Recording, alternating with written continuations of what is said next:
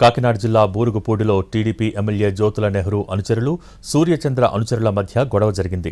రెండు వర్గాల నేతలు బాహాబాహికి దిగారు. సూర్యచంద్ర గత ఎన్నికల్లో స్వతంత్ర అభ్యర్థిగా పోటీ చేశారు. రేపు జగ్గంపేటలో మంత్రి నారా లోకేష్ పర్యటనుంది. ఈ సందర్భంగా ఎమ్మెల్యే జ్యోతుల నెహ్రూ, ఆయన కుమారుడు నవీన్ నియోజకవర్గంలో ఇసుక, గ్రావెల్ అక్రమ రవాణాతో 200 కోట్ల రూపాయలు అవినీతి చేశారంటూ సూర్యచంద్ర బహిరంగ లేఖ విడుదల చేశారు. దీంతో జ్యోతుల నెహ్రూ అనుచరులు, సూర్యచంద్ర అనుచరుల మధ్య గొడవ జరిగింది. 2019లో జనసేన తరపున జగ్గంపేట నుంచి సూర్యచంద్ర పోటీ చేశారు. గత ఎన్నికల్లో కూటమి పొత్తుల్లో భాగంగా సీటు టీడీపీకి వెళ్లింది. దీంతో సూర్యచంద్ర ఇండిపెండెంట్ అభ్యర్థిగా పోటీ చేశారు.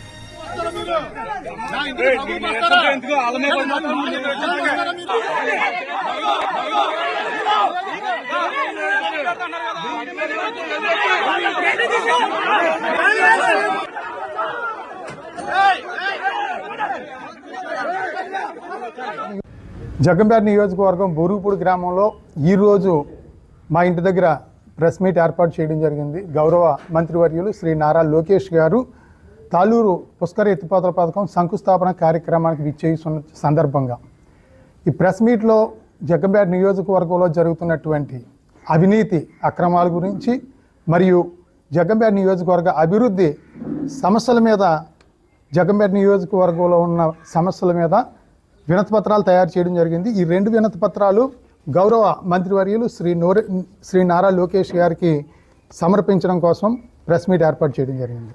ప్రెస్ మీట్ ఏర్పాటు జరుగుతున్నప్పుడు స్టార్టింగ్లోనే మరి ఇక్కడ గ్రామంలో ఉన్న తెలుగుదేశం కార్యకర్తలు అందరూ మా ఇంటి మీదకి వచ్చి ప్రెస్ మీట్లో నీతో పాటు నీ చుట్టూ మేము కూర్చుంటాము అని చెప్పేసి మొత్తం తెలుగుదేశం పార్టీ నాయకులు ఒక 30 మంది మా ఇంటి మీదకి రావడం జరిగింది. మేమందరం వెళ్ళి వారిని వారించడం జరిగింది.